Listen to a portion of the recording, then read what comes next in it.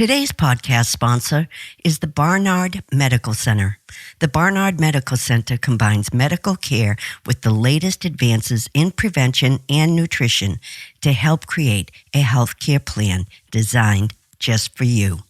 You're listening to the Ordinary Vegan Podcast, where we teach you everything you need to know about adopting a plant-based diet full or part-time. Our goal is to empower you to live a long and healthy life. You can find today's show at ordinaryvegan.net or on iTunes. If you have any questions, please send an email to questions@ordinaryvegan.net. Hello, friends, and welcome to the Ordinary Vegan Podcast, number 84. Today, we're going to learn how to build an army of T cells for our battle against coronavirus or any virus or any inflammation for that matter. If we haven't met, my name is Nancy Montori, and I advocate nourishing your body with plant-based nutrition for your health, for the planet, and for animal welfare. I hope all of you are staying safe and well, because this pandemic has been so distressing, frightening, frustrating, and disruptive. And it seems so difficult to do anything. But at the end of the day, I am so grateful for my health and for the health of my family, and I am even more determined to share everything I can find to protect us all from this virus or any chronic disease. And as we have talked about before, the single most important defense we have against COVID-19 is our immune system. Although a strong immune system will not totally prevent you from getting COVID-19, it will offer strong protection. And based on some studies we're going to discuss today, a strong immune system can lessen symptoms of COVID-19 or any virus for that matter. So, today we're going to focus on building that army of T cells because T cells are the most important cells in immunity. And the good news is there are things you can do that can improve, boost, and increase those immune warriors. And there is one powerful food that has been scientifically proven to increase T cell production, and it tastes delicious. So first, what is a T cell? A T cell is a type of white blood cell that is of key importance to the immune system and is at the core of adaptive immunity. The adaptive immune system is a subsystem of the immune system, and its job is to destroy invading pathogens and any toxic molecules they produce. The T cells are like soldiers who search out and destroy targeted invaders. T cells originate from hematopoietic stem cells, which are produced in the bone marrow. They leave the bone marrow and travel to the thymus via the blood. In the thymus, these cells mature and differentiate into various types of mature T cells and become active in your immune system. A T cell's job is to help our bodies fight infections and attack and destroy invading infectious agents. A healthy body's immune system produces T cells on a regular basis that can help fight diseases, infections, and cancer-causing toxins. Bottom line, increasing your T cell count is a great way to improve the effectiveness of your immune system to fight all kinds of disease, including cancer, tumors, AIDS, and other diseases of the autoimmune system. Also, as our body ages, we have a decline in the production of fresh T cells, so it is very important to try to build T cells to bolster an aging immune system. A study done by the UCLA stem cell team in Los Angeles used artificial structures to mimic the thymus and produce T cells. They are doing these studies because they believe that having an unlimited supply of T cells could be a game changer in the fight against cancer. And T cells also have a great memory. In July 2020, a study was done at Duke NUS Medical School in Singapore. This study suggests that T cells might protect some people newly infected with COVID-19 because T cells can remember past encounters with past human coronaviruses. And this might potentially explain why some people seem to fend off the virus and be less susceptible to becoming severely ill. So, let's discuss how we can build and boost those T cells. Let's start with zinc. While zinc is known for its role in immune function, zinc has a special relationship with T cells. Research shows that low levels of zinc correlate with reduced T cell function, whereas increased zinc levels in the body have shown to aid in T cell responses. Zinc not only keeps T cells healthy, but it can also aid in the proliferation of these immune-enhancing cells. In a study published in the Journal of Experimental Medicine, found that increased zinc was able to increase the growth and multiplication of T cells. Another study published in the European Journal of Immunology had similar findings and concluded that increased zinc is required for both the proliferation and signaling of T cells. According to the International Zinc Association, zinc may be one of the most crucial nutrients involved in the health and function of the immune system in general. Zinc is also involved in wound healing and normal growth, and the recommended dietary amount is 8 milligrams for women and 11 milligrams a day for men.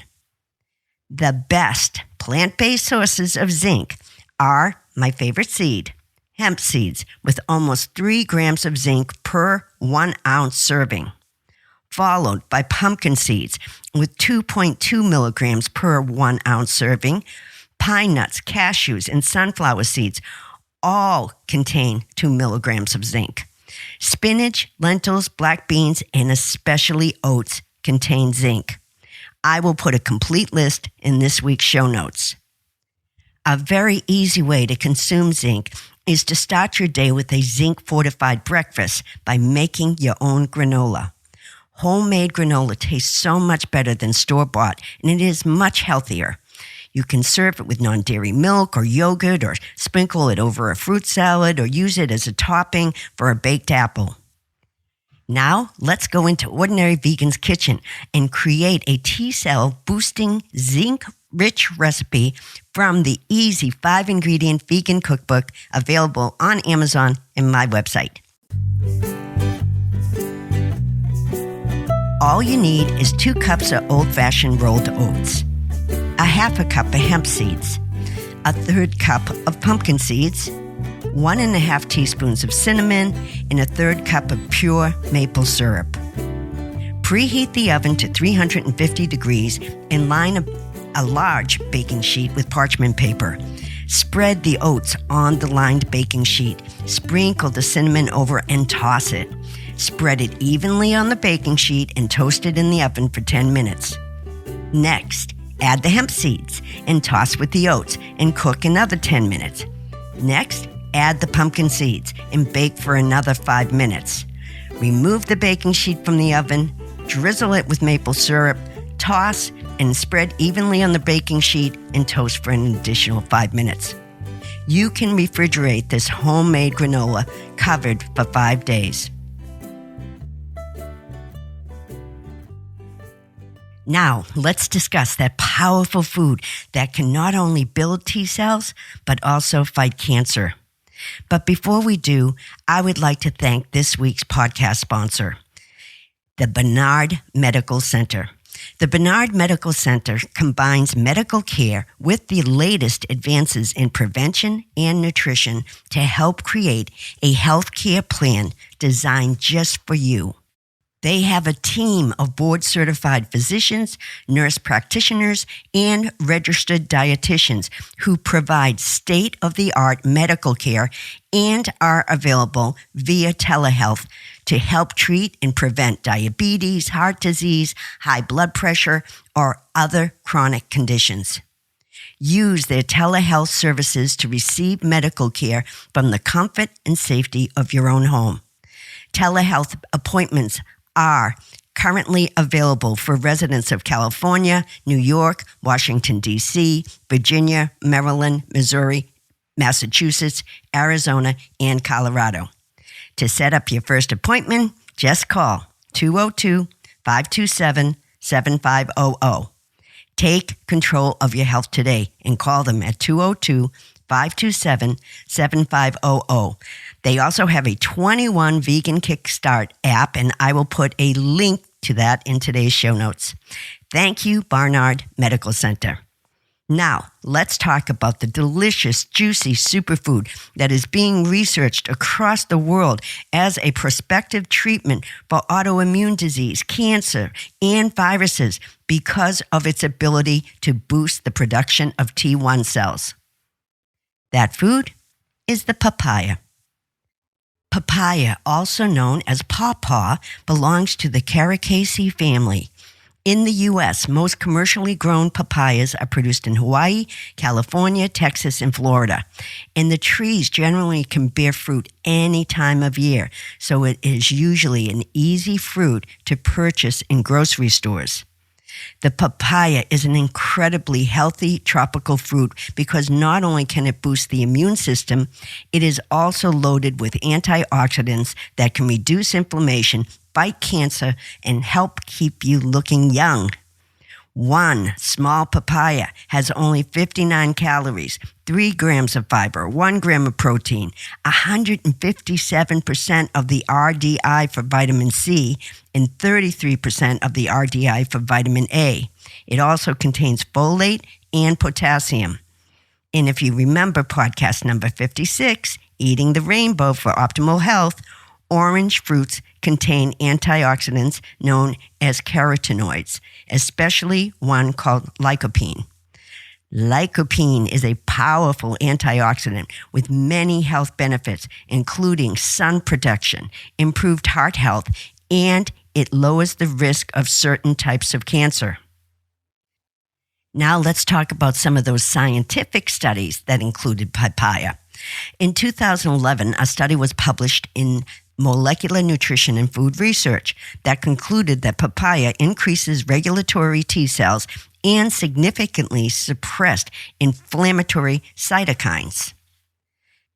Back in March 2010, a University of Florida group of researchers documented papaya's dramatic anti-cancer effect against a broad range of lab-grown tumors, including cancer of the cervix, breast, liver, lung, and pancreas. So they have been studying the benefits of papaya for years. In 2016, the National Library of Medicine published a peer-reviewed article about the potential of treating chronic inflammation with the papaya. This was based on a review of all studies published since 2000.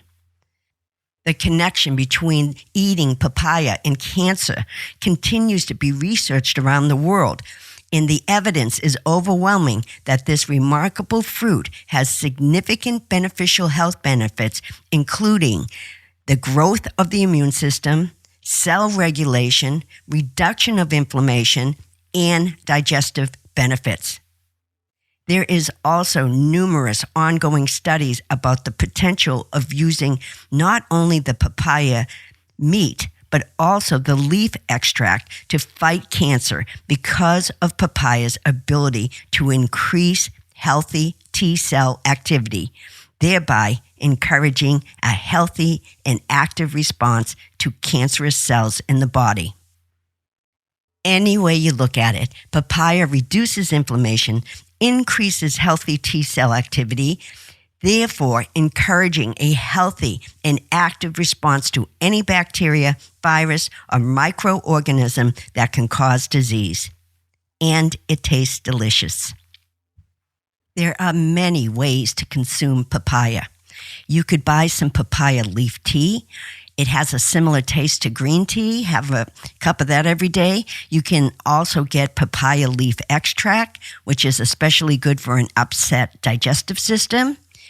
You can make a Thai papaya salad by combining and tossing 1 shredded papaya with 2 chopped roasted red chilies, 2 tablespoons of toasted sesame seeds, 2 tablespoons of fresh lime juice, and a drizzle of maple syrup.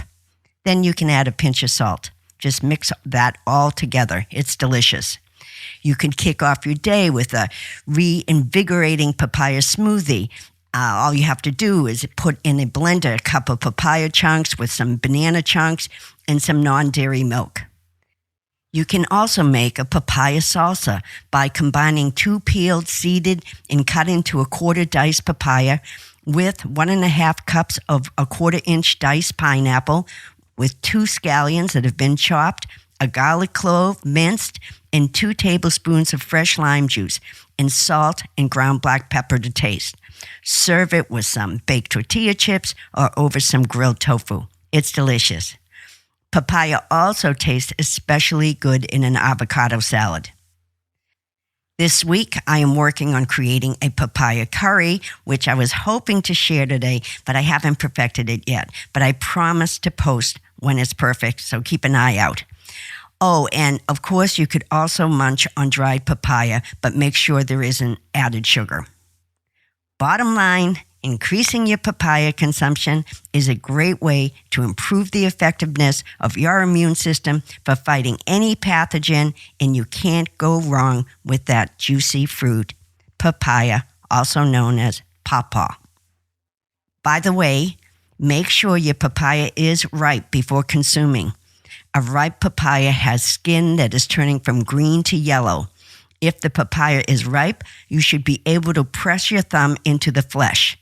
Papayas will ripen more quickly when you put them in a paper bag with a fruit like a banana or an apple. The last thing I want to mention is folic acid and vitamin B6. When you eat fruits and vegetables high in these vitamins and minerals, these can also help increase the number of T cells in your body, so try to include them in your daily diet. Great sources of these nutrients are leafy greens, broccoli, cauliflower, squash, carrots, tomatoes, and strawberries. Also, garlic, which I personally love, contains compounds that can increase the number of T cells and improve their responsiveness. That is it for today's podcast.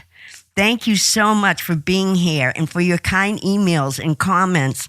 I really appreciate it, and it inspires me to work harder to keep you safe and well.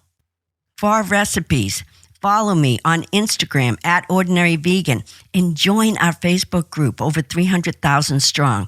Just go to facebook.com/ordinaryvegan.